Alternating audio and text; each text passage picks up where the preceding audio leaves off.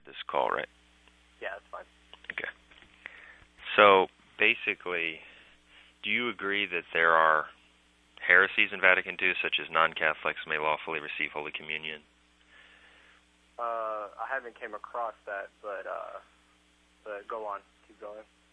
Well, there's so many. I mean, it esteems Islam, teaches heresy on religious liberty, it teaches that Protestants religions are a means of salvation, it teaches that Protestants are not heretics, it teaches that the schismatic Orthodox are part of the Church, it teaches a heretical concept of collegiality, and we could go on and on.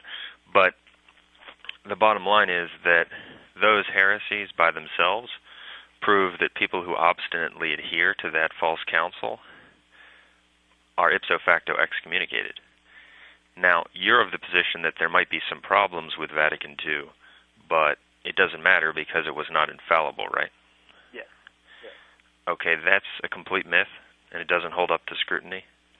On what are you basing your conclusion that Vatican II, if they were true popes, is not infallible? And let me just make this clear before you respond, that I do not accept Vatican II, we do not accept Vatican II, it was heretical. My point is that if these guys were true popes, then it would be infallible, and that serves to prove without any doubt that they are not true popes. But go ahead and explain why you think it's not infallible. Well, first of all, it never got the papal stamp of infallibility, Vatican II. It's the only council out of all the councils we had that haven't. So therefore, that council, it was actually said that it was a pastoral council. It was never really meant to be addressed as actually part of the faith. So whatever was said in that council, whether you can translate it to be heresy, I don't know if that's your interpretation. I mean, it's very lukewarm, I can tell you that. It's like you read it and you're like, I really don't know what they're trying to cater to. Are they trying to cater to Protestants? Well, let's examine some of the things you just said, because frankly, it's not true. All right, what you just said? It's a pastoral. Let's look at your claim that it's a pastoral council.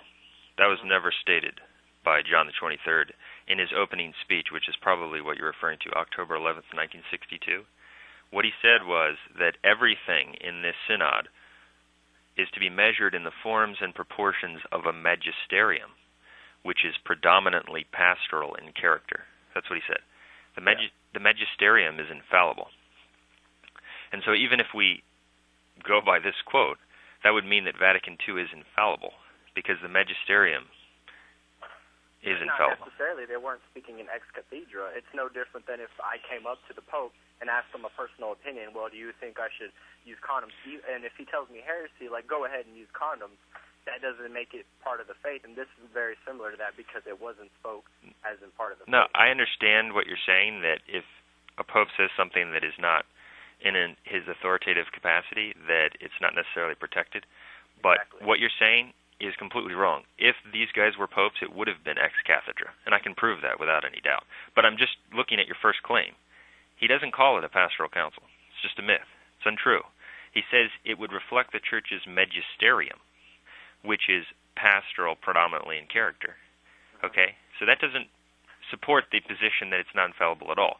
Furthermore, it's irrelevant, because John the 23rd was not the man who confirmed the council. He was the man who called the council. Okay? And the authority of a council is derived from the way that a pope confirms it. And if we look at the way Paul VI confirmed it, every single document of Vatican II ends with solemn language that would be ex cathedra. Are you aware of how it ends? Yeah, but they never said, if you believe this, or if you don't believe this, then you are anathema. It never says that in this council. It doesn't have to, because Vatican I defined that for a pope to teach infallibly, all he has to do is address faith or morals as pastor and teacher of all Christians, and in virtue of his supreme apostolic authority. He doesn't have to issue an anathema. Okay? And those requirements were absolutely fulfilled. If you look at the language, here's what it says at the end of every document of Vatican II. We too, and this is Paul VI speaking, quote, by the apostolic authority conferred on us by Christ, join with the venerable fathers in approving, decreeing, and establishing these things in the Holy Spirit, and we direct that what has thus been enacted in synod be published to God's glory. I, Paul, Bishop of the Catholic Church. End quote. That's absolutely ex cathedra language, without a question. And every document of of Vatican II begins with these words, Paul, Bishop, servant of the servants of God, together with the fathers of the Sacred Council for everlasting memory. End quote. That language is the same language that was used, for example, at the Council of Florence, at the First Vatican Council, at the Fifth Lateran Council. I'll just quote one example. This is from Eugene IV at the 9th session of Florence. He says, Eugene, Bishop, servant of the servants of God, for an everlasting record. It's word for word the same. And what that establishes is that this decree that follows is emanating from someone who is purporting to act as pastor and teacher of all Christians. So we've got that requirement fulfilled. They do talk about faith and morals. That's just a fact. So that requirement's fulfilled. And they are promulgated in virtue of the man's so-called apostolic authority, solemnly. So that requirement's fulfilled. That's infallible. Furthermore, there's even more evidence. At the end of every document of Vatican II, Paul VI says that everything he established and was established in council is to be religiously observed by all the faithful. All the constitutions, declarations, decrees, and votes have been approved and promulgated by us with our apostolic authority. That's infallible, without a question. And here's another point. Have you ever seen or heard of the first ex cathedra definition on outside the church there is no salvation? Pope isn't the third. There is indeed one universal church. You're familiar with that? Yes, yes. Why is that ex cathedra? It was part of the council. It was I think it was in one of the councils. It was in the council, the Fourth Lateran Council, okay, in 1215. But why is that ex cathedra? The language is not particularly solemn. He says there is indeed one universal church of the faithful, outside of which no one at all is saved. So my understanding is you're saying that pretty much if a council is spoken in the language of it being infallible, then therefore it is. See, I can't agree with that. The teaching of the language. Let me tell you what the church teaches, okay, and what the facts of history prove. That if a council meets, okay, in an ecumenical fashion where all the bishops are called, okay, the Pope or his representatives are presiding over the council and have approved the meeting, okay, and he confirms a decree on faith or morals, that decree on faith or morals is infallible. And let me just give you an example. Do you believe the Council of Nicaea is infallible? Yes. Okay. Why? Because it was one of the councils. I was always taught that all the councils up until Vatican II are infallible. So all the councils that were held together pretty much had the papal stamp of infallibility. But based on your position, something can be promulgated at a council, but if a pope doesn't confirm it in a specific way, according to you, it doesn't matter, or it's not infallible. Yeah. Well, did you know that Pope St. Sylvester, there's no papal bull from him confirming Nicaea? All we have is the approval of his two legates, Vito and Vincent. That's it.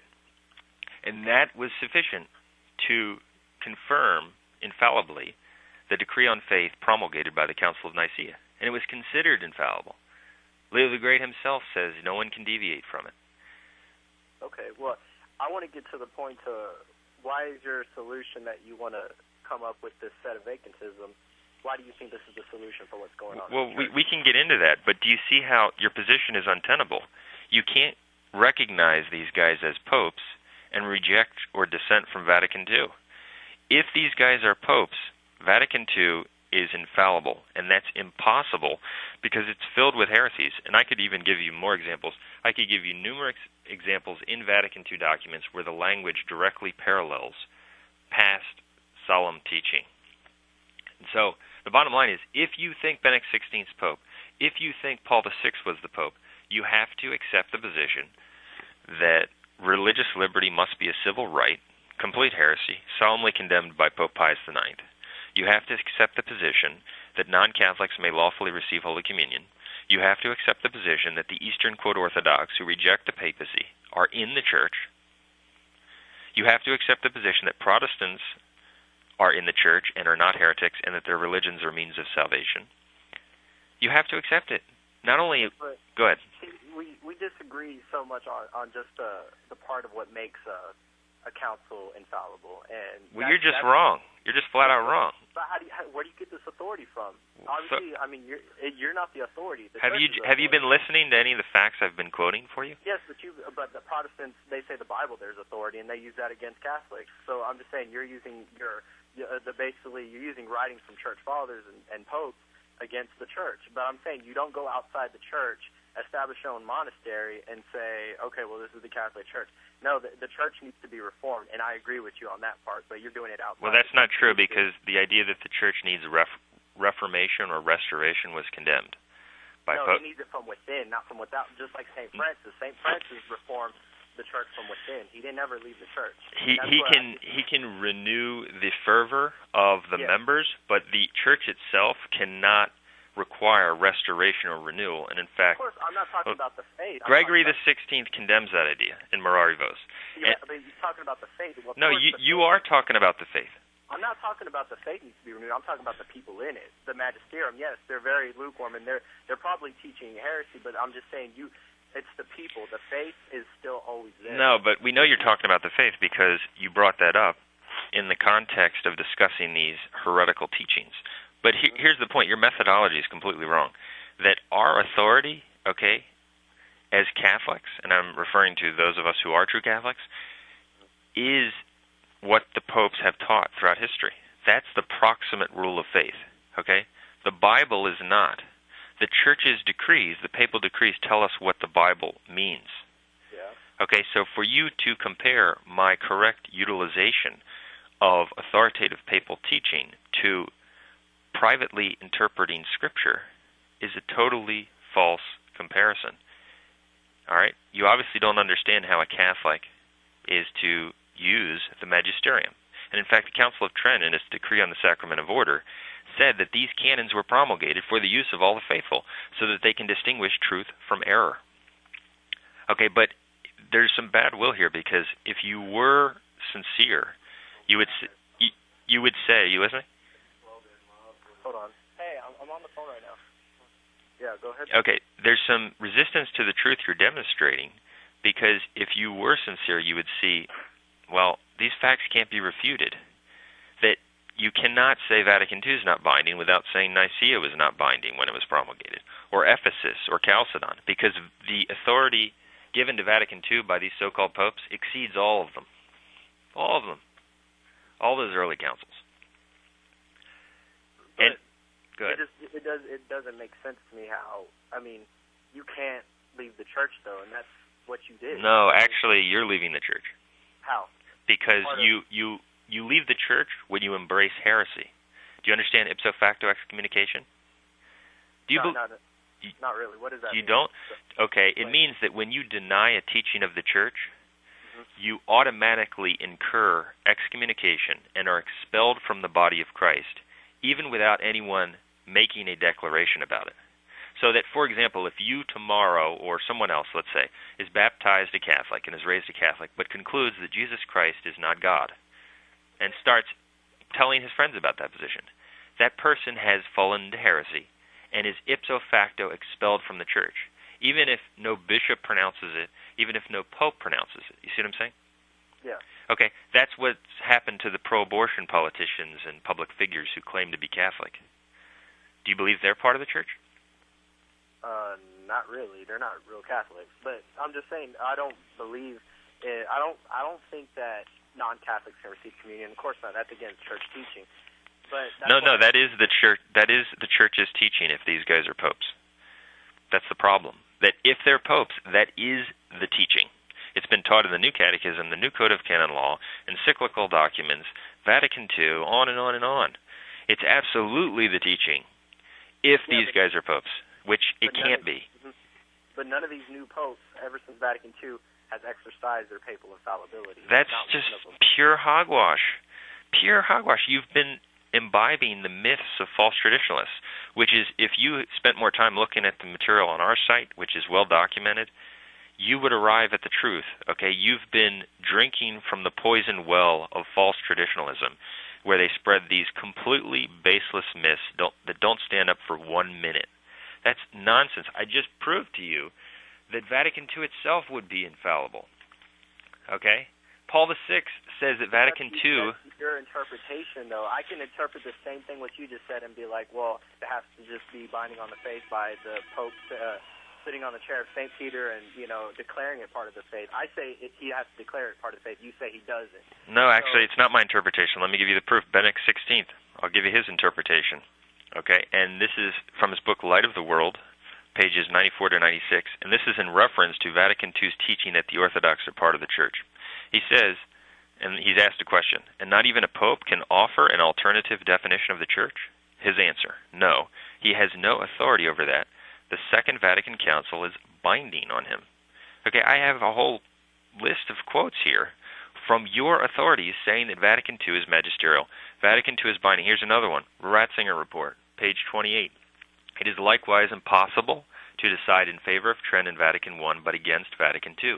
Whoever denies Vatican II denies the authority that upholds the other two councils and thereby detaches them from their foundation. So it's not my opinion only, okay? This is proven by your own anti-popes. We go on and on. Go ahead. Where is the authority right now currently? The chair is vacant, and this situation is predicted. Benedict XVI... You and I both know, we understand that the church it's going to become apostasy towards the end of the time. That's heresy, what you just said. The church well, let me just correct that, and then you can respond. The church is indefectible, okay? It cannot become heretical. It cannot become apostate. It is infallible. It can be reduced to a remnant, and people can leave the church and set up a counterfeit construct, but the church itself cannot become apostate. Okay, yeah, I agree with that. I'm talking about what I mean by the church is the faith will never become apostate, not the faith, but the people in it. The magisterium, the lay people, all these people, I could see a lot of falling away from the faith in the future. And it's probably going on right now. And probably going on right now? What planet are you on? Benedict XVI's one of the greatest heretics of all time. He denies everything. He says Matthew's gospel is historically inaccurate. He worships in synagogues. He invites idolaters to Assisi to spread their... Not only now, we've had bad popes for thousands of years. I mean, we've had popes that have had kids. I mean, come on. I mean, the list can go on with bad popes. That doesn't affect leaving the church and say, well, you know what? Anybody that's Roman Catholic now, they're heretics now. So we're just going to start. You're just not correct. You're just not correct. We've never had a situation that even remotely compares to what we're seeing now. There have never been popes who have promoted heresies like these guys, ever. Okay, and if they did, they would have lost their offices. You can't lose your office like that. Yes, you can. It's the teaching of canon law. Vatican I states that the Pope is infallible. So it states that a true Pope is infallible when he fulfills the requirements. Yes. Exactly. Yeah, he's not a true Pope. He wasn't... Okay, well... And here, you don't even believe that. Here, wait a second. You don't even believe that he's infallible because I just proved to you that if you really believed he's a Pope and that he's infallible when he fulfills the criteria, you would have to accept Vatican II, which you don't. But you have to... interpret it in a way to where it doesn't contradict itself. So Vatican I says the Pope cannot teach infallibly. Of course, teaching as an ex cathedra that it's binding on the faith. That's what it's talking about. Not, who do you think is going to win the Super Bowl? Of course not. He's not infallible on that part. It's about teaching of the faith. So therefore, these post-Vatican II popes, though obviously they weren't teaching in ex cathedra, so they didn't invalidate the papacy that way. What are you basing that on? So because you think that the Pope is invalid because he taught heresy, and that's why you think invalidated his papacy. That's one reason. It's impossible. There are two angles to this, Jose. Okay, it's important that you understand. Even if he never taught anything in an authoritative capacity, we could still prove infallibly, as sure as there is a God in heaven, that he's not the Pope because he's a total apostate and heretic. And when you become a heretic, you lose membership. But we can additionally prove it by demonstrating that if he is the Pope, he has done things with his so-called authority that would compromise the Church's infallibility, and that's impossible. But you say Vatican II didn't deal with faith and morals. It's just nonsense. Here's a quote from Paul VI, encyclical Ecclesiam Suum, 1964. It is precisely because the Second Vatican Council has the task of dealing once more with the doctrine de ecclesia, of the Church and of defining it, that it has been called the continuation and complement of the First Vatican Council, end quote. Your own anti-popes disprove what you're saying. So tell me, what do you think the solution should be? The solution is to accept the truth of the Catholic faith, which is that heretics are not part of the communion of the Church. Have you even seen the quotes on loss of papal office? That the Church teaches, and the saints who have addressed this issue teach, that a man who purports to be the Pope, who becomes a heretic, loses his office. Have you seen any of this? Bellarmine or whatever? Not just Robert Bellarmine, St. Francis de Sales. That's not binding on the faith, though. I mean, no, it is. It is, because... No, it's not. No, it's not. Okay, why? Because it's not held in council. It has to be held in council for it to be binding on the faith. It is, actually. It's a dogmatic fact that stems directly from a dogma proclaimed in council. Okay? The Council of Florence declared as a dogma that heretics are not members of the Church. And that's true. I mean, Protestants are not members of the Church. Other heretics... Protestants are not members of the Church. Benedict XVI says they are. That's false. I mean, it doesn't. Like I just told you, it doesn't matter what Benedict XVI says. It matters what he declares as part of the faith. That has been declared. That was declared in Vatican II. It is that, like I just said, it goes back. There's a big difference to distinguish whether Vatican II is or isn't infallible. If it is, I just proved it would be. I just proved it. I just proved with common sense about the faith. Common sense says that it has to be declared. It wasn't declared infallible. It has to, and it wasn't. I mean, I guess you're just ignoring everything I've said. Okay. This. You have to be part of the faith. I mean, you can't leave the church, and that's what you did. No, you actually have left the church. I mean, you know nothing about the church. You don't understand it one bit. Let me quote it again for you, okay? You said it has to be decreed or declared. Yeah. By the apostolic authority conferred on us by Christ, we join with the Venerable Fathers in approving, decreeing, and establishing these things in the Holy Spirit.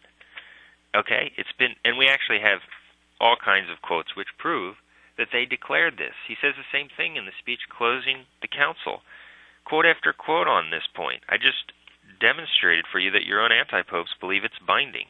Here's another statement from Paul VI, 1976, and he's criticizing the position of those who, quote, affirm, he says, he's quoting Lefebvre here, it is even affirmed that the Second Vatican Council is not binding, that the faith also would be in danger because of the reforms and post-conciliar directives.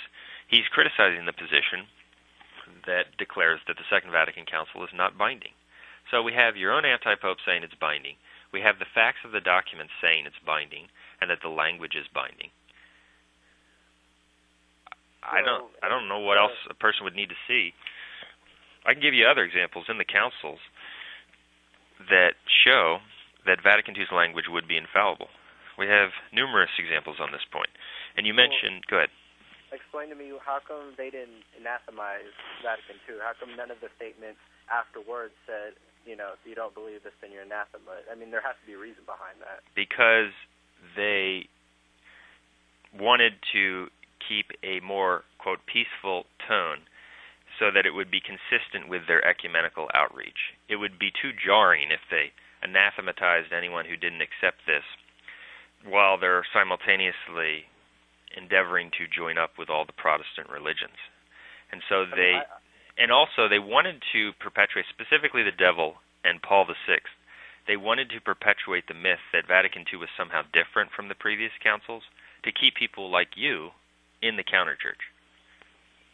Okay. Well, I think that God intervened with this council and kept it from becoming declared as part of the faith. And I think God purposely did that because, like, I mean, you and I both agree there's some, you know, crazy things in Vatican II that, you know, it's very, like, iffy, like, well, it sounds heresy if you interpret it that way, but you can say that they're still trying to be very liberal, and it was very liberal, but I think God intervened and kept it from being an infallible council. Well, that's just like a person closing his eyes to the evidence. I just gave you all kinds of proof that it's infallible. Here's another quote. This is just typical of the language in Vatican II.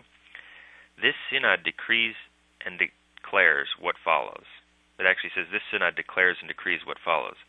This is in the decree on priests. Okay? That kind of language is throughout the council. That kind of language corresponds to what we see in Vatican I and these other councils. For example, when Vatican I is declaring the true dogmatic teaching on the papacy, it will say, hence the council declares. I want to quote it directly. It says, so we teach and declare, okay? That is similar to what we have in Vatican II. And at other times, councils just say, hence we declare, or words of similar import. So there's no way around it. I could give you another example. Yeah, but that we declare, that could be just a statement of we're saying, another form of this is how we're saying. It doesn't mean that this is part of the faith. That is not what it means. Yeah, it does. When it's in a decree on faith in the setting of an ecumenical council, it does. That's what I demonstrated by the Fourth Lateran Council's decree. There is indeed one universal church of the faithful. Why is that dogmatic?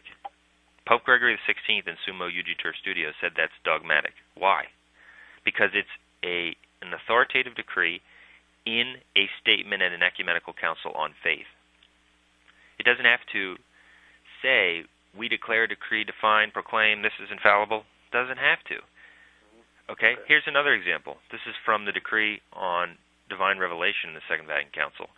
This council aims then, following in the steps of the councils of Trent and Vatican I, to set forth authentic teaching on God's revelation and how it is communicated. All right, and so it's saying that it's setting forth the authentic teaching on God's revelation, following the steps of those councils. That is dogmatic language. For anyone who knows about ecumenical councils, that is dogmatic language. I could give you other examples, and some of the most interesting examples come, actually, in the Decree on Religious Liberty, which is just a travesty. It's a totally heretical document. But here's a quote from Dignitatis Humanae, number 9, the Decree on Religious Liberty. After setting forth this disgusting teaching on religious liberty because it trashes what Pope after Pope taught on this topic, this is what the Council says. But this teaching on freedom also has its roots in divine revelation, and is for that reason to be held all the more sacred by Christians. And it goes on in number 12, hence the Church is being faithful to the truth of the gospel and is following the way of Christ and the apostles, when it sees the principle of religious freedom as in accord with human dignity and the revelation of God. That is absolutely dogmatic language in an ecumenical council setting in a decree on faith, when it's saying that this teaching is to be held as sacred, it has its roots in divine revelation, is consistent with the teaching of Christ and the apostles, and the decree begins with Paul saying, servant of the servants of God, and it ends with him saying, by our apostolic authority we decree, establish, and approve all these things. That is absolutely dogmatic if he's Pope, no doubt about it. There's no way around it. I say it has to have the word anathema in it for it to be dogmatic. Okay, what are you basing that on? But the point is, you don't have the authority to declare somebody heretic. I don't. Only the Church does. So that's heresy. That's heresy. No, you don't have that authority. I mean, the Church basically is the only way this can be solved is if the Church has a council tomorrow or whatever it's going to be, and it says, okay, Vatican II was a heresy, and from now on, if you believe in Vatican II, you're anathema. That's completely wrong. What you just said, that I don't have the authority to recognize someone as a heretic, is heresy.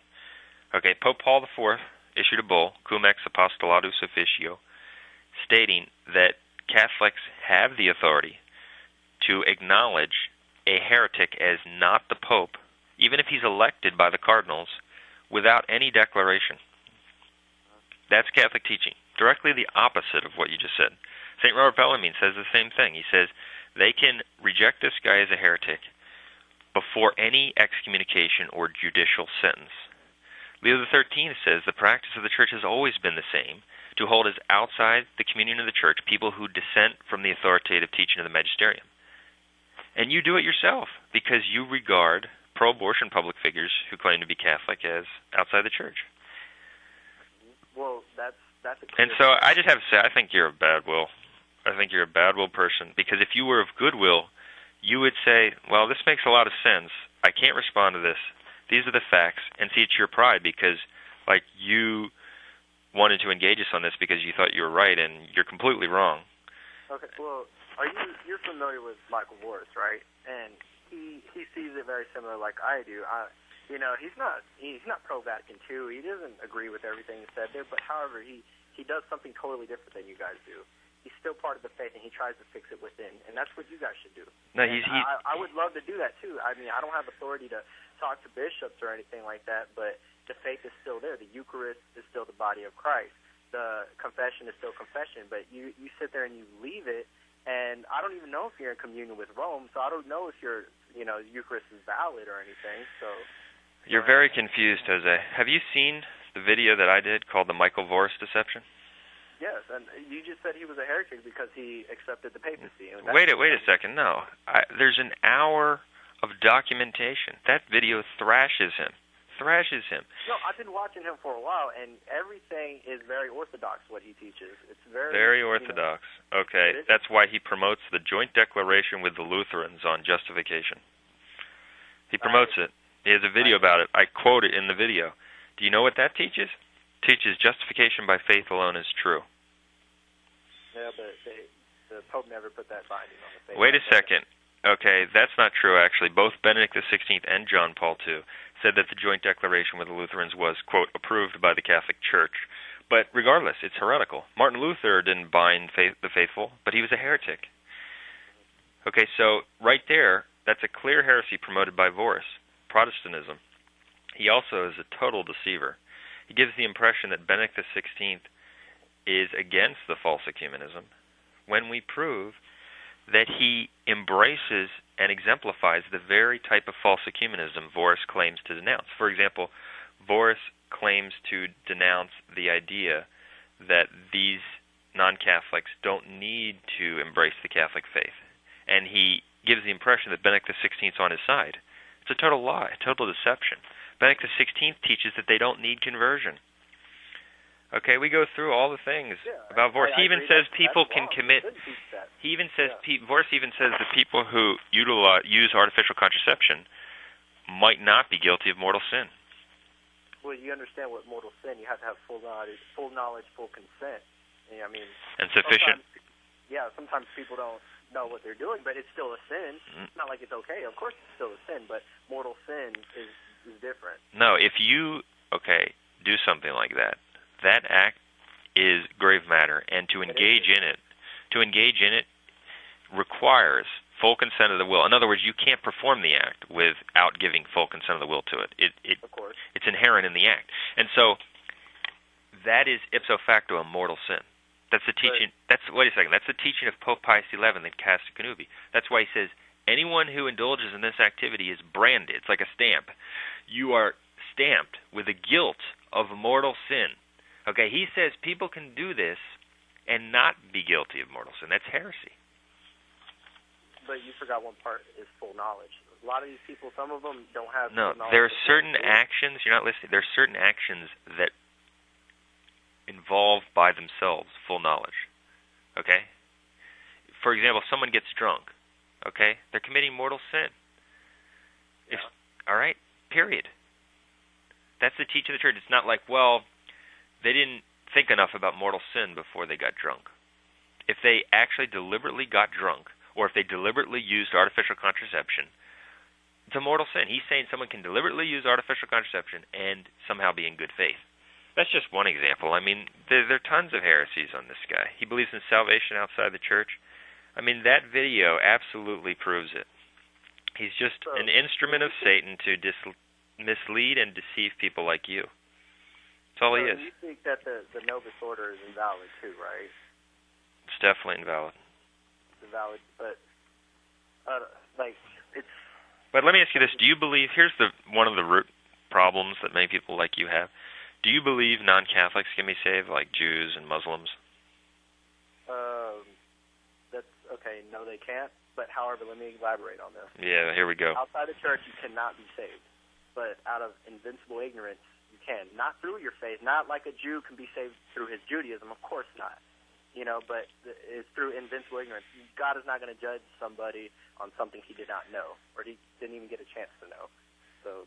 So you do believe Muslims and Jews can be saved? The answer to the question is yes. Yes, but I said there's elaboration to that. I mean, the church even teaches Okay, that. no, the church doesn't teach that. That's heresy. The church teaches that all the pagans, all the Jews, all heretics, and all schismatics go to hell unless they have the Catholic faith. It's also a dogma that you must believe in Jesus Christ and the Holy Trinity. Yes, but what about those people that didn't have a chance to at all? Of course, I mean, the church teaches that they are left in darkness and outside the faith of Christ because they were not among the elect. Mm-hmm. That's the teaching of the church. Yeah, but obviously they're not going to be damned. Yes, they are. Have you even read Pope Eugene IV's dogmatic definition on this issue? No, what does it say? Well, see, this is inexcusable. If you're going to try to correct others about these things, and you're not even familiar with this landmark, this extremely important document on salvation, and you're presuming to challenge what we're saying on salvation, he says that the church declares that Holy Roman Church firmly believes, professes, and teaches that all those outside the Catholic Church, not only pagans but also Jews, heretics, and schismatics, cannot become participants in eternal life, but will depart into the everlasting fire unless before the end of their lives they have been added to the church, and that no one, even if he shed his blood for the name of Christ, can be saved. Okay. Unless he abide within the bosom. You don't agree with that. What about that? No, I do agree with that, but what about the part that you don't agree with, which is invincible ignorance? You totally left that part out. What about invincible ignorance? He doesn't say anything about invincible ignorance. There's nothing.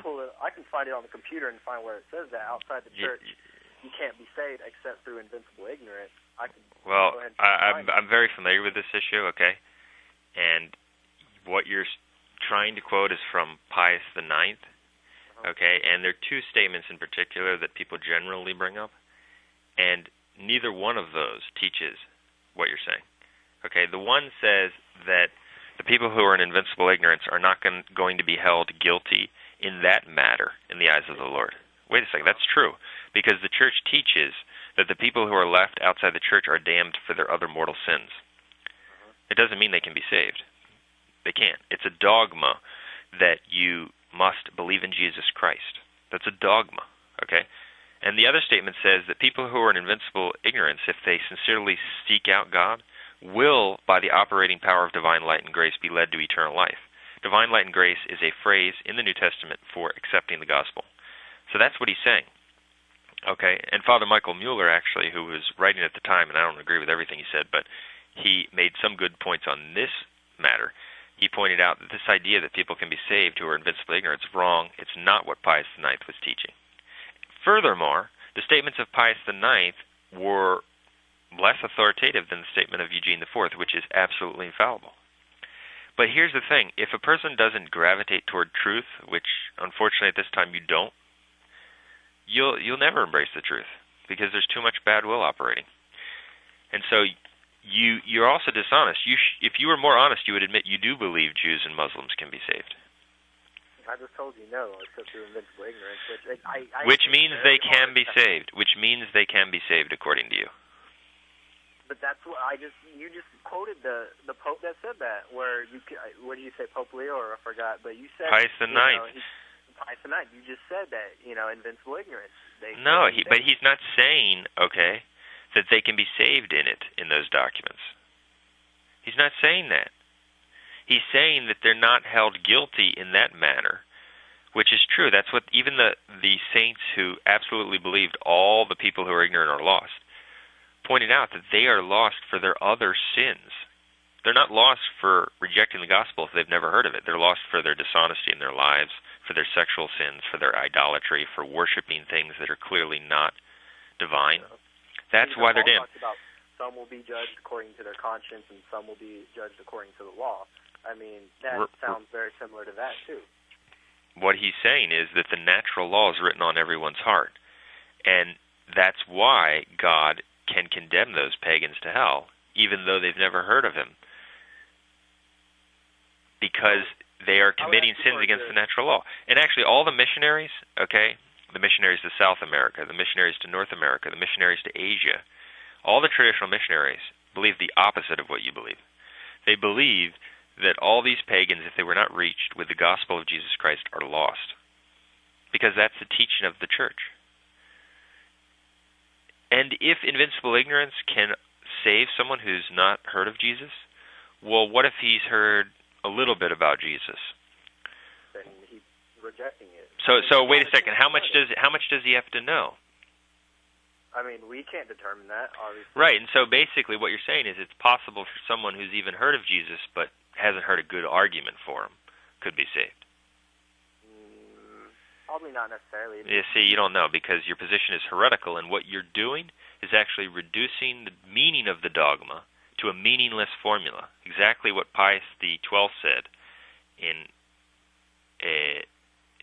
his statement in Humani Generis, which was correct, that these people who adopt this idea, which you hold, are reducing the truth of the church, which has been defined, to a meaningless formula. But this whole argument, you've been quoting so much, but it doesn't get down to the point to why, you reject the papacy. You reject the papacy. Don't ever say I reject the papacy. You reject the papacy. You do. So, you're very confused. You're very blind. You're very blind. I wonder if you've even prayed a 15-decade rosary in your life. Probably not. Okay? You're very blind. And so, the papacy is not just... Do you know we've had anti-popes in church history? Yes, but every time we had an anti-pope, there was always a true pope out there. That's not true. It's just wrong. Okay? There were times, such as during the Great Western Schism, where the true pope would die, and there would be no true pope, but there would be an anti-pope. But they always resolved the issue, though. They eventually resolved the issue, but not until there was massive confusion. There were 3 claimants at one time during the Great Western Schism, and even the true pope was the weakest of the 3 in terms of the number of followers he had. Well, let me have my little share on what I think about Vatican II and what happened. I mean, you can whatever butt in anytime you want and let me know. But this is basically what happened. So during Vatican II, I think there was Freemasons involved in there. So I think Freemasons entered the church, and that was even predicted by saints. Like 100 years before, they said Satan's going to enter the church, and he's going to come through an organization. And so I think the Freemasons went into Vatican II. They tried the best what they can do to mess up the faith, but the faith is never going to get. Well, listen. Your opinions about what happened are meaningless. Like yours are just opinions too, because you don't have. Okay, give me an example of something I've said that's my opinion that I can't back up. Because all those documents you've been quoting is also your interpretation. Just like a Protestant can interpret a Bible to me. No, I've already explained to you that there's a distinction between the Bible and the Magisterium. That the Magisterium is our proximate rule of faith. That's what we use. That's what we go by. Okay, and furthermore, the interpretation I'm giving you is the interpretation of your own anti-popes. They agree with me that it's binding. I quoted you statement after statement, but you just don't want to hear the truth because you're a liar. You're just a liar. So what is your advice? My advice to you is you need to start praying the full rosary each day. You need to more carefully look at the information in our material, not Michael Voris's garbage. And it's actually amazing that he has so many followers. It shows how bad-willed people are because his stuff is such empty garbage. I mean, he has some true things to say, but in terms of his conclusions about the church, it's just absurd. And anyone who sees the video that we did on him, it absolutely destroys his claims. It proves that the guy's a total deceiver. Benedict XVI on the warpath against modernism. Benedict XVI denies everything. Everything. He says the gospel is inaccurate. He says Jews can be saved. He says Protestants don't need conversion. He says the Orthodox are in the church. All right, here's a simple point. Vatican I teaches that if you reject the papacy, you're outside the church. Do you agree with that? Yes. Does Benedict XVI teach that?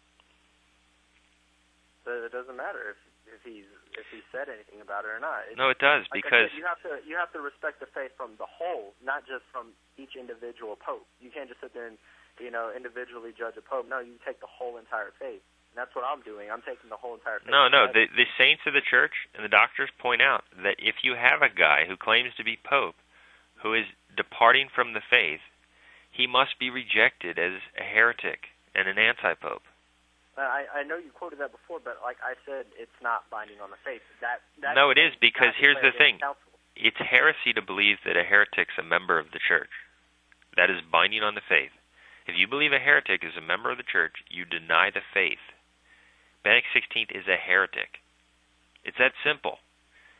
Therefore, the only conclusion that you could come to is he's not the Pope. He's not in the church. He can't leave the church. Just like pro-abortion politicians leave the church. Just like you, unfortunately, leave the church by defending people who promote heresy. Just like Michael Voris leaves the church because he promotes justification by faith alone. But the Pope never loses his authority that way. Yes, canon law teaches that a publicly heretical cleric loses his authority without any declaration. Canon 188.4. So, how many popes have been heretics and excommunicated from the church already?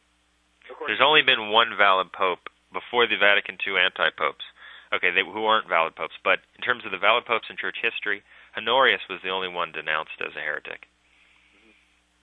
Okay. And could it be possible though that even though these popes are bad will, bad intention, could it still be that they still have the authority to the office that they do hold? No. And no, it's not possible. Not possible. It's impossible. I can tell you infallibly, they don't have it. They don't have it. Okay. But what if this pope never speaks infallibly? It doesn't matter. Even if he never did, I can tell you infallibly he doesn't have it. He's not a Catholic. He's no more a Catholic than the Dalai Lama. If you think he's Catholic, you frankly, once you've seen the evidence, you spit in the face of Jesus Christ. But that's just like saying, I've had people, I've argued with people saying, oh, you confess your sins to a priest, but what if he's a child molester? What if he does this? What if he's a heretic, blah, blah, blah, whatever. I'm like, well, he still has that authority to absolve me. He still has the authority to consecrate the body and blood of Christ, just like the Pope has the authority to still be Pope. That's a false analogy, because the priestly character is an indelible mark. There are 3 sacraments that give an indelible mark: baptism, confirmation, holy orders. Yeah. But an office of the church, can be lost. The mark of the priesthood, assuming the guy is validly ordained, cannot be lost. An office or membership in the church can be lost through heresy. Okay, but the sacraments are still valid, so why do you have Wait a second. That's a broad statement. Which sacraments? Pretty much the body in Christ. No, the body and blood of Christ is not present at the Novus Ordo. But that's a separate issue. It's not. That's separate, yeah. But he's not a pope. Even if he had the most reverent Latin masses in the world, he wouldn't be pope. It wouldn't make any difference. He's not a Catholic. Do you realize he teaches that do you know who the Orthodox are? Yeah, the Eastern Church. Right. Do you believe that they're in or out of the church? They're schismatic. They're illicit, basically. Okay. So, their sacraments are valid. Wait a second. They are valid, but the thing is, they're not in communion with Rome, so therefore... Are they inside the church, or are they outside the church? They're outside the church. Okay. He teaches the opposite. He teaches that they're inside the church. Well, do you believe me on that? You have to understand which way he's talking about it, though. I mean, I can understand it's totally different than the Protestants. The Eastern Orthodox are totally different than the Protestants, because they're actually... No, they're not. They're the same faith. They have a valid priesthood. They have a valid patriarch. I mean, their clergy is valid. Their sacraments are valid. So why are they outside the church? Because they're heretics. They deny the papacy. Well, you deny the papacy. No, I don't. No, I don't. It's just a lie. Well, then, I think you're in denial about the papacy, because... You don't have any idea what you're talking about. Yeah, but Christ is not going to leave his church. Christ what? Christ will not leave his church. I agree. That doesn't mean that the church cannot be reduced to a remnant. Okay? That doesn't mean that anti-popes cannot lead people astray into a counter-church that calls itself Catholic but actually isn't. That's what you're part of. You're part of actually the counter-church. So, but the thing is, I don't even go to the Novus Ordo Mass. I go, But wait a second. This is one thing I noticed, and we've noticed when talking to so many people like you, is that because you're, I have to say in charity, in a spiritual fog, that the devil will not allow you to grasp the simple points. He'll shift your attention immediately away when you begin to hit on a truth. And when I pointed out to you about the Orthodox, how they're outside the church, which you agreed, you said they're outside the church, and then I said, does Benedict XVI believe they're outside the church? And then I proved that he believes they're inside the church.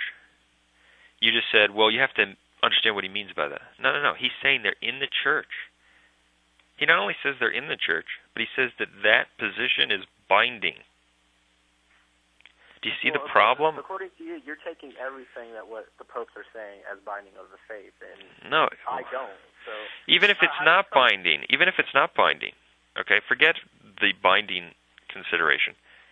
It's heresy. He says that the Orthodox are in the church. Do you agree that's heresy? Yeah, I agree that's heresy. But okay, someone who teaches heresy is a heretic.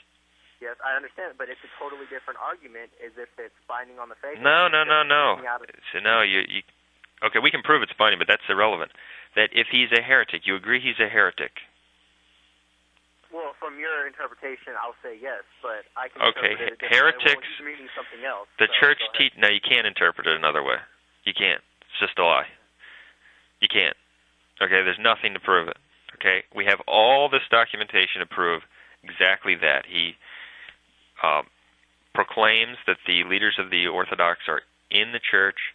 Okay, the Code of Canon Law explains what the meaning of a particular church is, and Dominus Jesus and Benedict XVI say that these Orthodox individuals are particular churches, which means local segments of the true church. So you can't explain it away. So you shouldn't say things that aren't true. You can't. Jesus says you'll be held accountable for every idle word. So you can't just say things to try to win an argument or to try to respond if you don't know they're true. It's not true. Okay, so stop saying it. All right, so he teaches that they're in the church. That's heresy. He's a heretic. Heretics are outside the church. Do you realize that? I know, you quoted that before. Okay, so is he outside the church? Who, Benedict XVI? Yeah. No, he's still Pope. No, I didn't ask you that. I asked you, is he outside the church? No. But so he's a heretic, but he's not outside the church?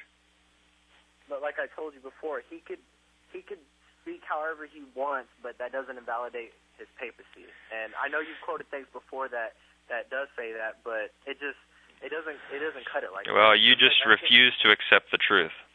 Okay, for example, so do you agree that Satan entered the church and tried to pretty much change it? That's what Vatican II was. I would not phrase it that way, because when you typically talk about the church, you're talking about the church's official teachings and the actual organization of the church. No, not that. The people in it, though. I would say that Satan,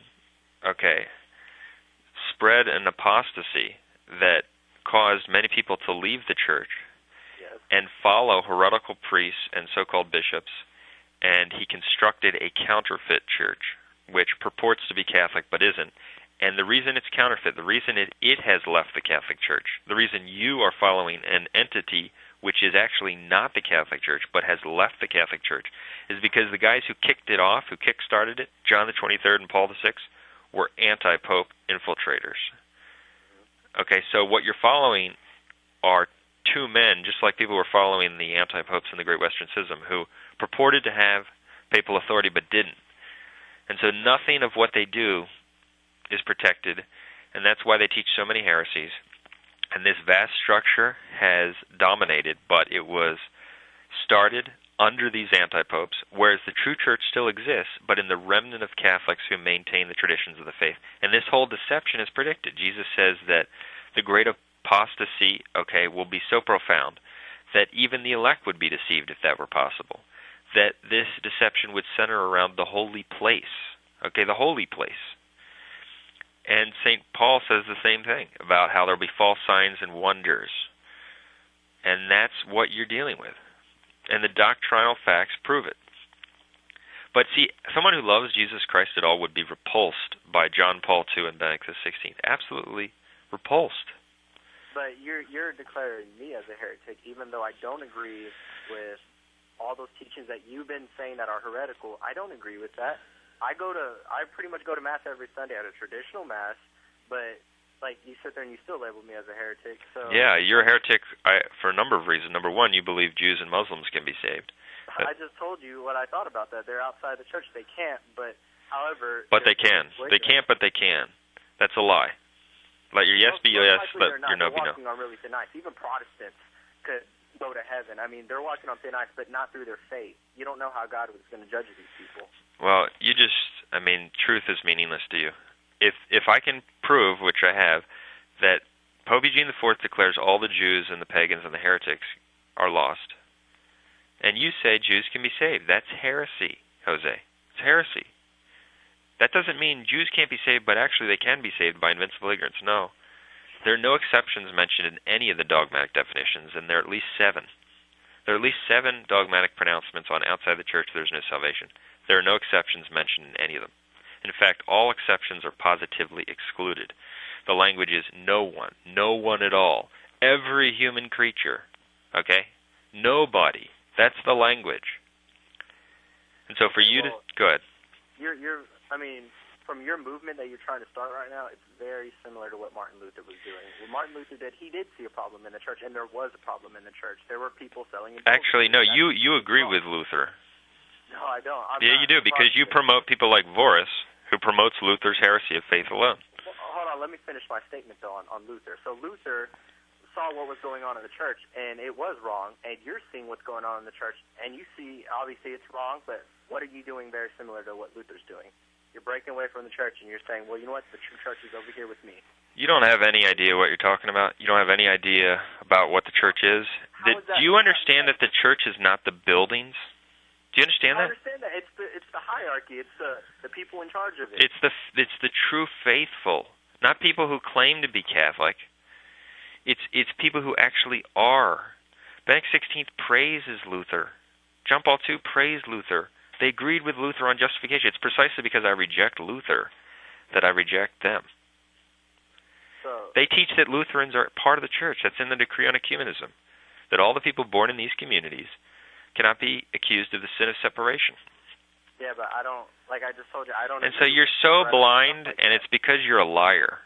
Because I don't agree with the heretical stuff like that. That's what I'm saying, but I'm receiving all the sacraments, so what are you saying? I'm still a heretic? You're not receiving the sacraments. You're receiving nothing but a piece of bread that people think is the body of Christ. It's not. Like I just told you, I'm not going to the I go to the Novus Order Mass every once in a while, but for the most part I go to the traditional Mass. You're saying that's not... Okay, well, it depends. Is the priest who celebrates the traditional Mass older or younger? He's younger. Yeah, he's ordained the new rite of ordination, which parallels the Anglican rite in terms of what it was deleted from it. The references to the sacrificing priesthood, the same things that the Anglicans deleted, okay? The prayers were deleted from the new rite of ordination, and because those things were deleted, Pope Leo XIII declared in Apostolicae Curae that the Anglican rite of ordination is invalid. So on the same grounds, the new rite is invalid. In fact, I'm totally convinced that the new rite of ordination is invalid. Definitely. So you're saying it doesn't matter if they're ordained by an official bishop as long as the ordination... No, because here's the thing. You probably don't even know basic sacramental theology. And I say that because if you're going to say that someone's wrong, and as you are, it's inexcusable for you not to know these things. But do you understand how a sacrament is valid or why and the elements that are required? Yeah, it has to be performed by a valid priesthood, and it has to be actually consecrated the correct way. You have to have matter, form, minister, and intention. Okay, like in baptism, the matter is the water, the form of the words. Yeah. Okay, the minister is the person baptizing. If you substantially alter any of those things in a corrupting way, the sacrament is invalid. Okay, so you can have a bishop who's valid, but if he's using a mutilated rite and the words aren't proper, then the form is wrong. So you're saying after Vatican II they changed it, or what? Yes, they changed everything. They have a new rite of ordination, okay, a new Mass, a new catechism, a new code of canon law, because it's a new religion. It's the new counterfeit religion. Okay, but I would say that, the authority still... for example, the Pope had the authority to change the words if he chose to. That's what I agree with. No. Pius X even pointed out that the Church has no power over the substance of the sacraments. He proclaimed that in ex quo, because they were instituted by Christ. Okay, so the Church itself cannot even change those essential elements of the sacraments. The Church can't change the faith. And those essential elements of the sacraments, what Christ himself decreed to be preserved in a sacramental sign, are unchangeable. All right? Yeah, but the meaning is still there when the consecration is happening. So, well, if we're switching issues here, we were talking about the rite of ordination. Now you're talking about the Eucharist, but the meaning is not there. The meaning is not there in the Eucharist either, for the new so-called Eucharist. It's not. So you're saying for me to be in full communion with God, I need to break away from the Roman rite and what? You need to break away from the invalid new rite and invalid priests who were ordained in Paul VI's new phony rite.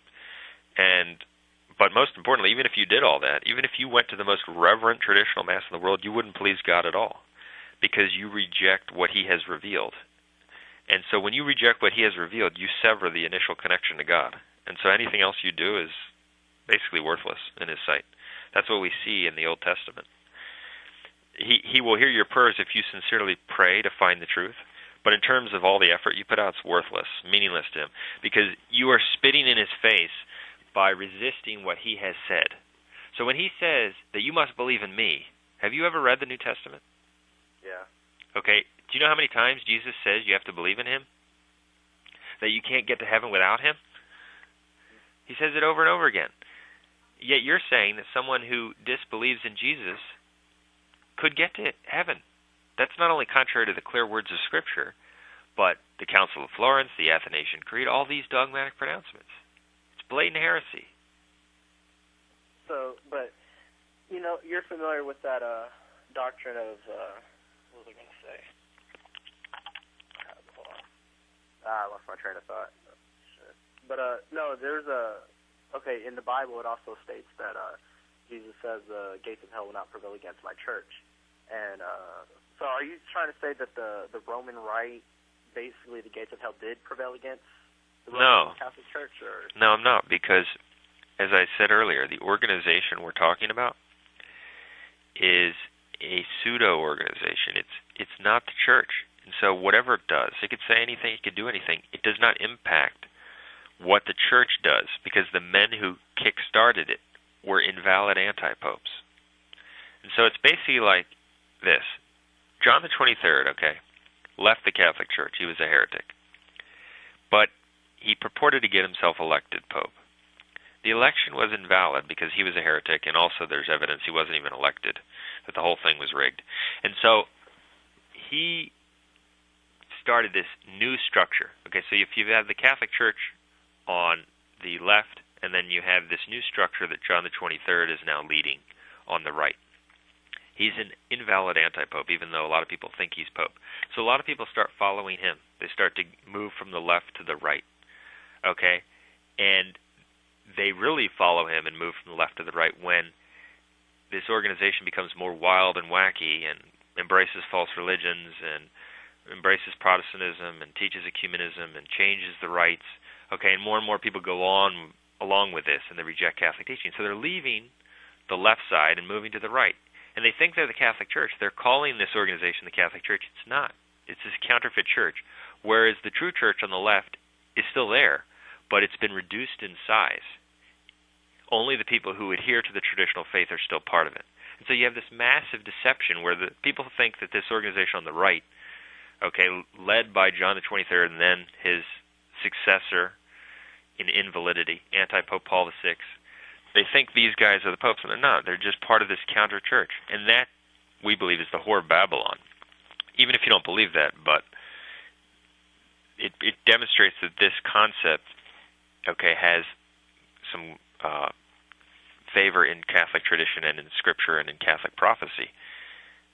I'll say John 23rd. I'll give you that. Say, he's a valid pope. But the guy after him, Paul VI, was he validly elected by the College of Cardinals or no? No. Not only is there evidence that there was fraud in the election, but the Church teaches that a heretic cannot be validly elected. That's the teaching of the true Church. Pope Paul IV issued a bull on that. And so his election was invalid, and the heresies the guy promoted were absolutely astounding. He said, Islam is a faith that binds us to the one God. He says we shouldn't convert Protestants. He even said about a pagan temple that the images, communicate wisdom. He praised the non-Christian religious. The guy was just a pure devil. He actually wore the breastplate of a Jewish high priest. There are all kinds of pictures of that. He's a total conspirator. So he was invalid.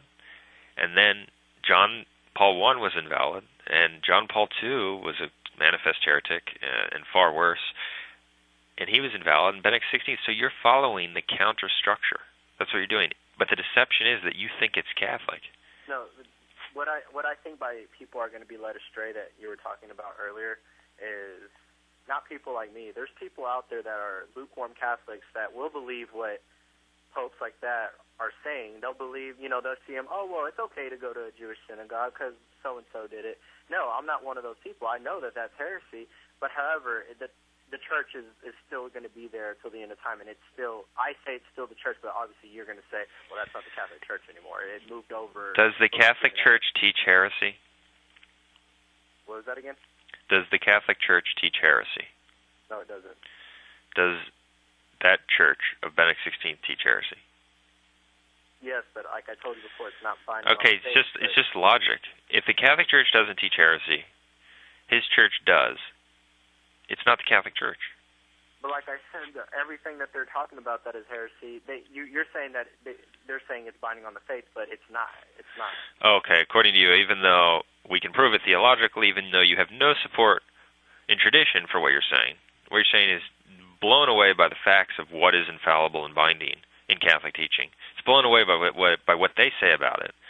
I mean, it's absurd. You're just hanging on to nothing more than a myth. It's like believing in a fairy tale. And it's all because you savor the things of external community rather than the things of God.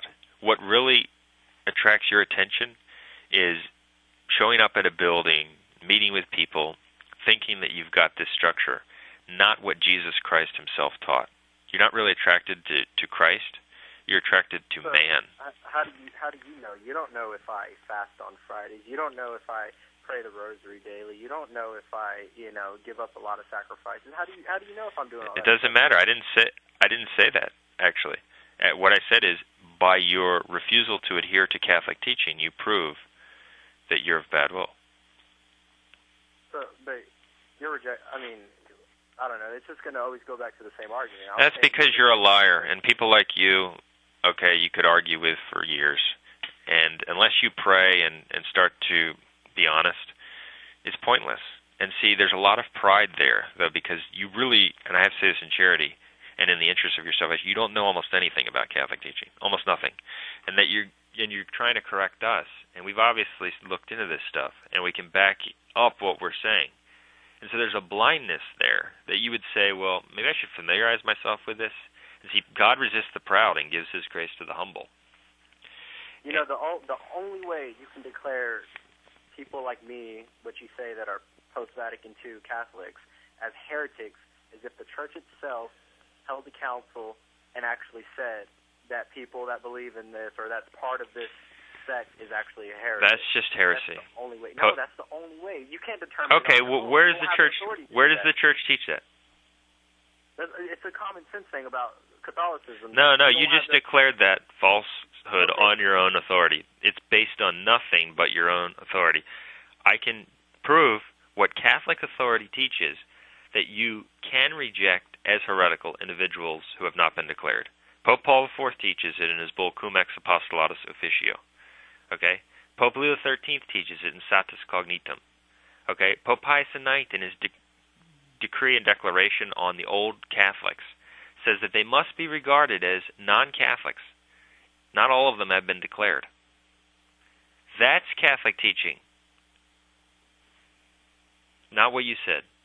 So basically you're saying that the individual has the right to declare somebody a heretic, right? An individual has not only the right, but the obligation to recognize as heretical and heretics people who obstinately dissent from the teaching of the magisterium. If that were not true, you'd have no external unity at all.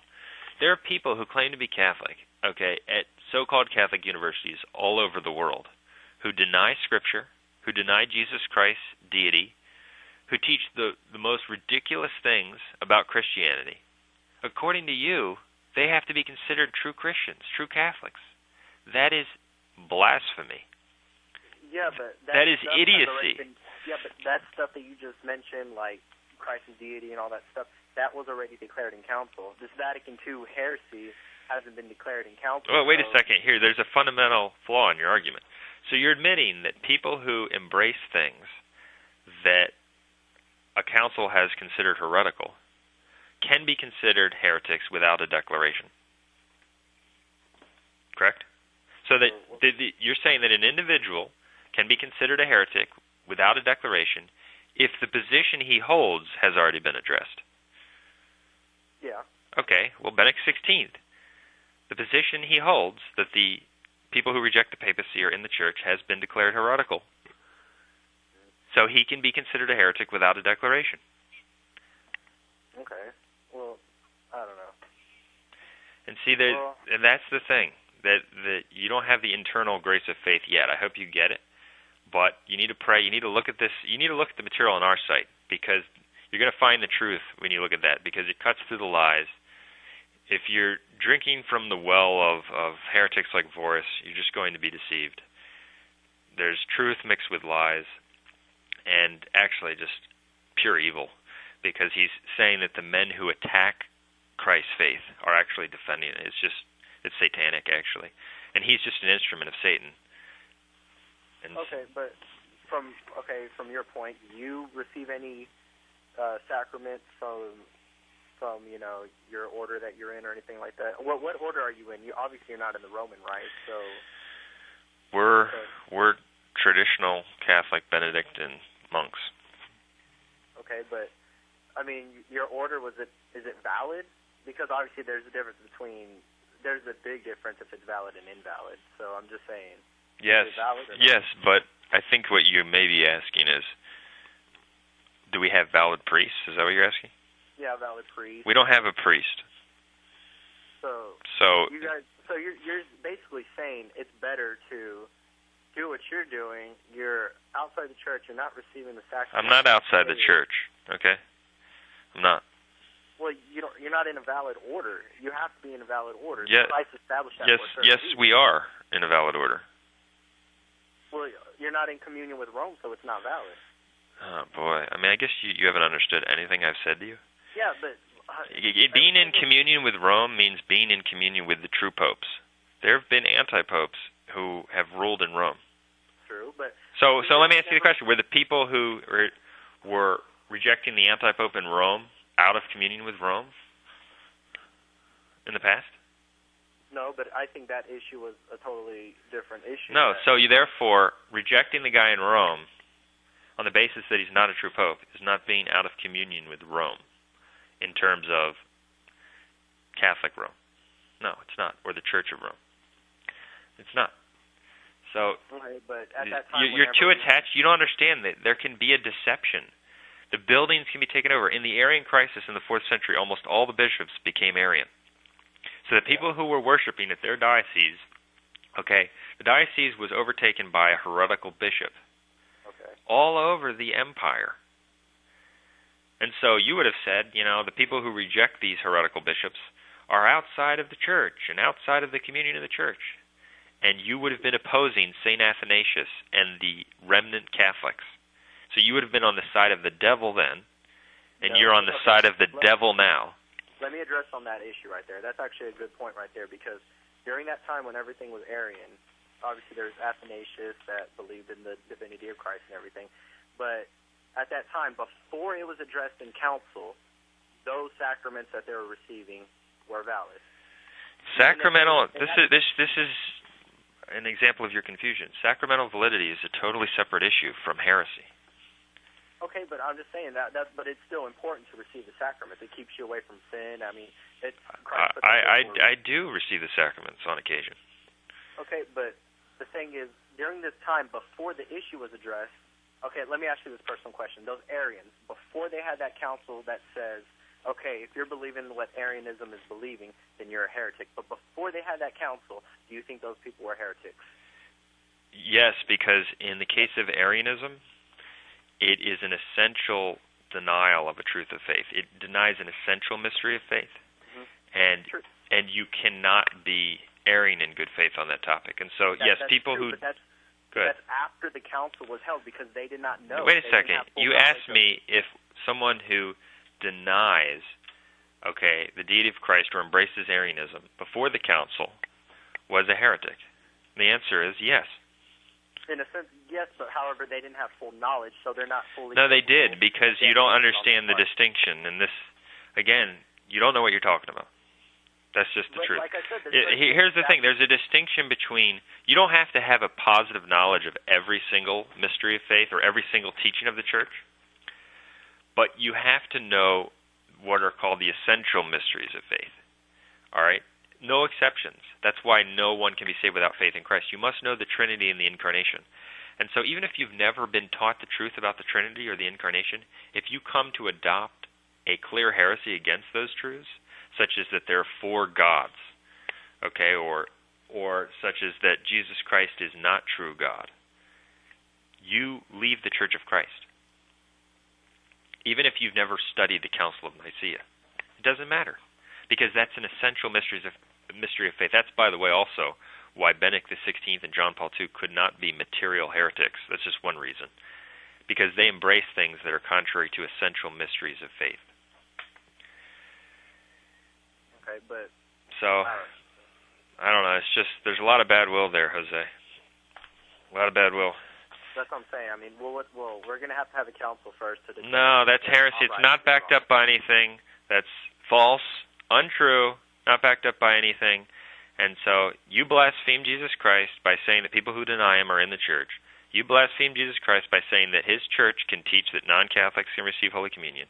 You blaspheme Jesus Christ by saying that all these facts about what is infallible teaching, even though they clearly would apply to Vatican II, don't apply. That's just a lie. You bear false witness when you say that. And you have nothing to back it up just because you don't want to accept the truth. You'd rather just believe the lie than accept the truth.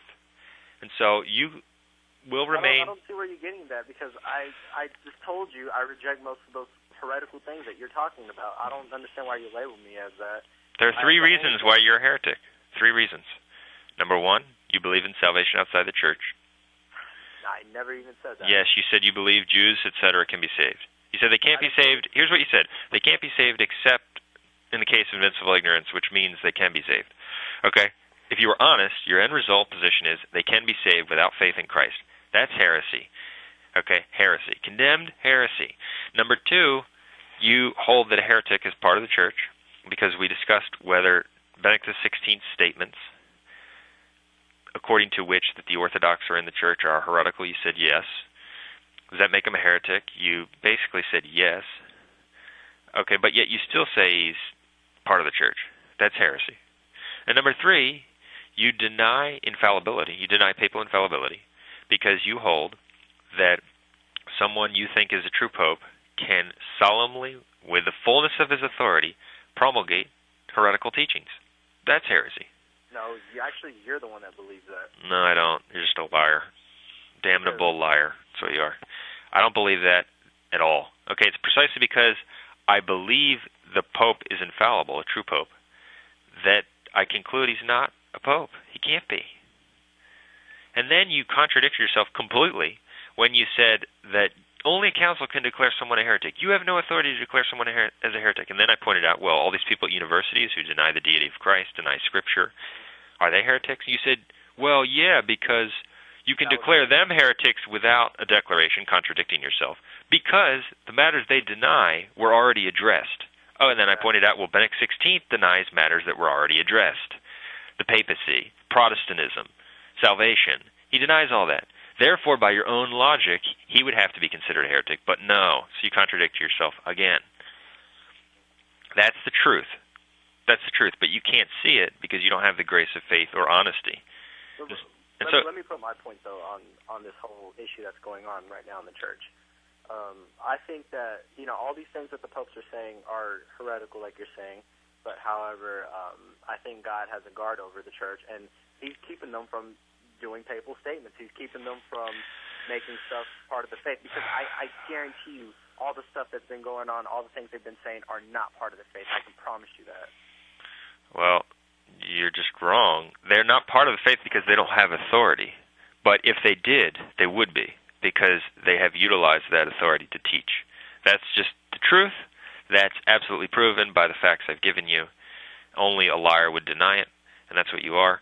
And so your only hope is to start to pray, to look at the material, to really familiarize yourself with this stuff, but honestly. Look at it honestly. And then you might begin to see what's going on. Because you have this misconception that because most people adhere to this phony structure under Benedict XVI, that it's the church. It's not. It's not. You look at the church in a very natural way rather than in a supernatural way. The church is governed by supernatural principles. It's a supernatural institution. Just because a guy dresses up in robes, okay, and people think he's Pope, doesn't mean he is. That's the deception, and that's why God has allowed this, because he wants to sift out people who really are inclined to believe his truth, who are inclined to follow God, rather than a man who's denying God, but falsely claiming to do so in the name of God. So, okay.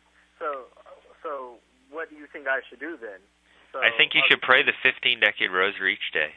I think you should look at our material because you're obviously not very familiar with it. You may have quickly looked at some stuff. You haven't looked at much. That's pretty obvious. You need to watch the videos. Listen to some of our debates. Okay? Watch the full-length video on their heresies. All right? Read some of the sections on the glossary of terms and principles about, magisterium, what it is, papal infallibility.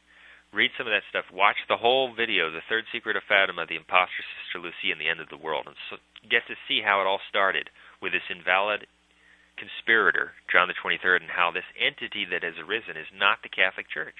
And so if you, I think, put more time into looking at what we have to say because it's documented, not with our opinion, but by facts, then you'll start to see the truth if you're sincere at all. But if you're going to listen to the putrid lies of someone like Voris, who's just full of nonsense, the guy, he's telling you the opposite of what the truth is, then you're going to be deceived. But if you spend more time looking at these videos and these articles and the documentation, and if you're sincere and if you pray for the truth, I think that there's a chance that you'll see that this is true. It is. But right now you have a very cloudy view of what the church is. And also, if you don't embrace the truth on salvation, you have no hope for seeing the truth. You're not convinced that Christ is necessary. This invincible ignorance idea you have is wrong. It's heretical. We have a book on that. It's not traditional. The church traditionally, the fathers of the church, okay, and the popes throughout history did not believe that people who are ignorant of the gospel can be saved. Do you realize that? It's a modernist idea. It's not the traditional teaching of the church. It's not the teaching of the saints. It's heretical. You have to know Christ. He's that necessary. You have to be baptized. Okay? Baptism is necessary. There's only one way into the church, and that's through baptism. And so until you have what we call the foundational faith, the belief that Christ is really necessary, baptism is necessary, you won't really think it's a big deal that Benedict XVI is praising non-Christian religions. You'll say, well, it's maybe scandalous, but it's not that big a deal. Whereas if you really had the foundational faith in Christ, you would see that anyone who would do that is an antichrist. You'd never do that if you had the Catholic faith.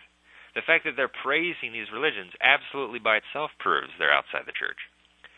And so until you have that foundational faith, you won't see it. And also, a lot of people go by what other people say. If you care a lot about what other people say, you'll never serve God. You'll never find the truth, especially today.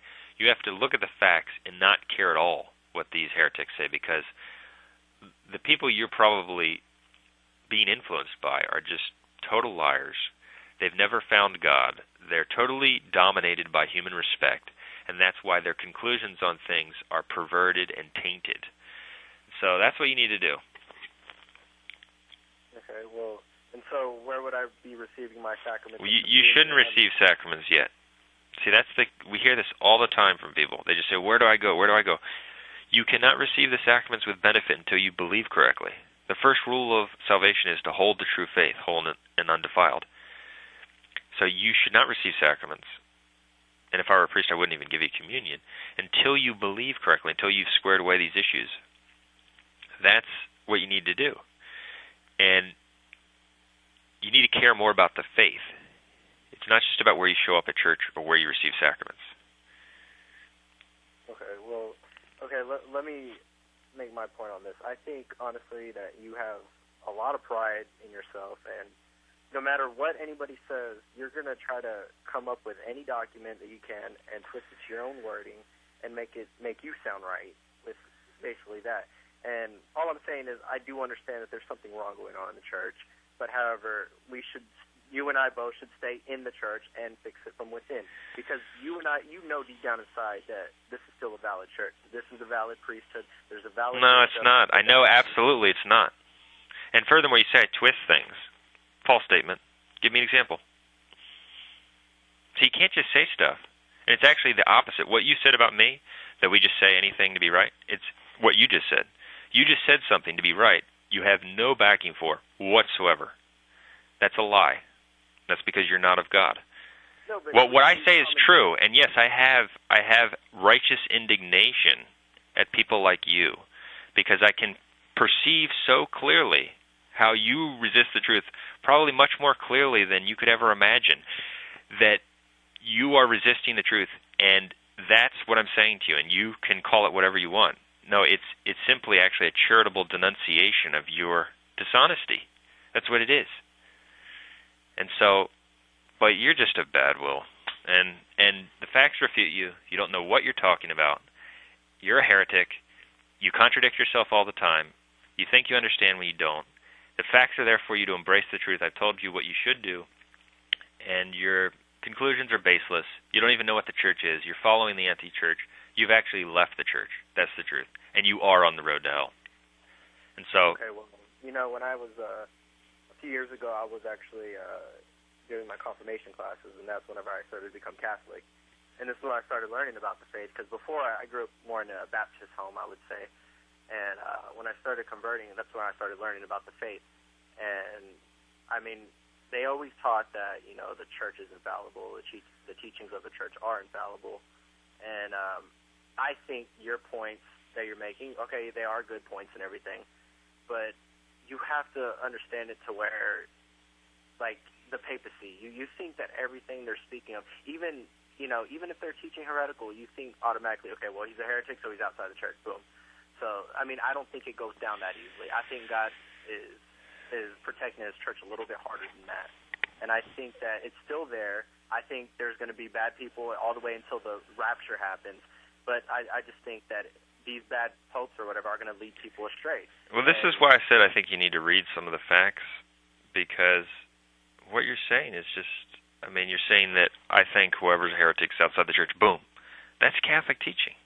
Pope Innocent III said that there's one church, okay, not of heretics. Eis exemplo, okay?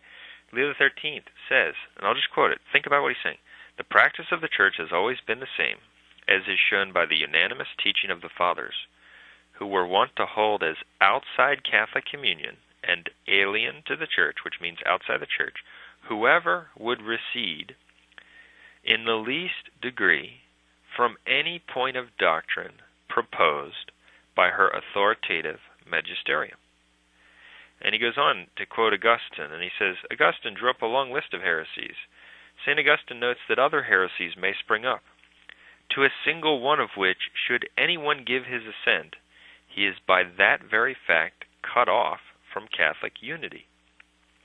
No one who merely disbelieves in all these heresies can for that reason regard himself as a Catholic, or call himself one, for there may be or may arise some other heresies, and if anyone holds to one single one of these heresies, he is not a Catholic. End quote. Okay. That is Catholic teaching. Okay, well, let me ask you this question. Why don't you go to or try your best to actually convert the old Catholic Church back to what it used to be or whatever? This church right now that you're talking about, that's a heretical Novus order or whatever, why don't you try to reform this church back to the way it was before? And that's what I'm saying the solution is. You're saying your solution is break away, get away from them. Because it's not the Catholic Church. We try to bring people like you back to the Catholic Church. In that way, what you're saying is correct. But the church itself doesn't need to be converted. It can't be converted. It is the one true church. It is the faithful bride of Christ. It's just been reduced in number. That's all. And the chair is vacant. Just like when a pope dies, there's no pope reigning. The church doesn't cease to exist. So let's say you had in church history a pope, okay, and then he died. And then the chair of Peter is vacant. And then let's just suppose that during that time period when there was no pope, okay, before they could elect a new one, 90% of the faithful fell into heresy. What would happen? Well, the church would still exist, but it would only exist in that 10%. And there would be no pope. Yeah. That's similar to what has occurred. Okay. Well, I'm pretty sure you're familiar with what happened in Fatima, right? The apparition. And one of the things that the Virgin Mary told them is the true faith will always remain here in Portugal. I guarantee you that true faith that she's talking about accepts the papacy, and I guarantee you they're not part of your order of the Sedevacantism. Well, that's another flawed and baseless argument. She says, in Portugal, the dogma of faith will always be preserved, and then we have etc., because the third secret follows. So we don't even know what she said. And in fact, since the indications about what the third secret really contains are that it deals with an apostasy from the faith, okay? From seemingly the highest levels, actually what it could say is, in Portugal, the dogma of faith will always be preserved until the great apostasy, or in a faithful remnant, okay? Or in those truly devoted to me. So that argument proves nothing. We can prove infallibly that this guy's not Pope and that the structure under him is not Catholic. And so that's just the bottom line. You've seen enough facts to come to that conclusion, but you're not honest at this time. I hope you change. You can check out the information on the site, which you probably haven't looked at much, or the videos. Okay, I'll check this over, and I'll be emailing you probably in another month or so, and we'll see. I'll be studying it, okay? Okay. All right, Jose. All right, then. Bye. All right, bye.